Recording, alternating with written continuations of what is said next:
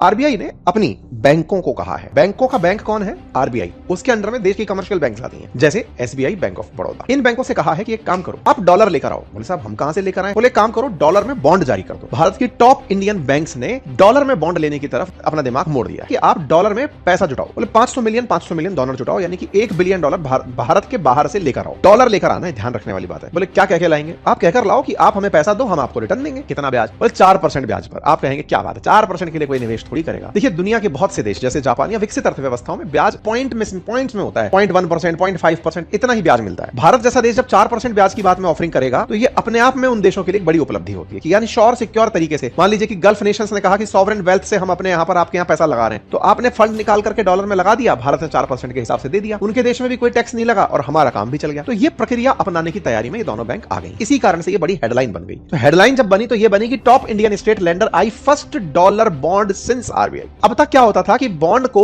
अगर आप डॉलर में ले आए तो डॉलर को लेकर के आरबीआई गारंटी नहीं देती थी। वो कहती थी मैं 5 साल बाद वाली रेट वसूलूंगी। आरबीआई वसूली पूरी करता था, तो हमारे देश में क्या होता था, डॉलर कम आता था। इस बहाने आप अगर स्वैप एग्रीमेंट पहले कर लिए होते तो हमारी सारी कंपनियां उठा कर ले आती डॉलर्स को। आरबीआई के द्वारा ये जो शुरू की गई हेजिंग फैसिलिटी है, इसका फायदा ये मिलेगा कि हो सकता है 15 से 20 बिलियन डॉलर तक भारत में चला आए, क्योंकि ये तरीका आरबीआई ने फॉरेक्स को संभालने के लिए ही किया है कि दुनिया को दिखाएं तो सही हमारी इन कंपनियों को पैसा चाहिए, ये कंपनियां पैसा लाएंगी, मैं उनको गारंटी दूंगा कि तुम्हें इतना पैसा मिल जाएगा।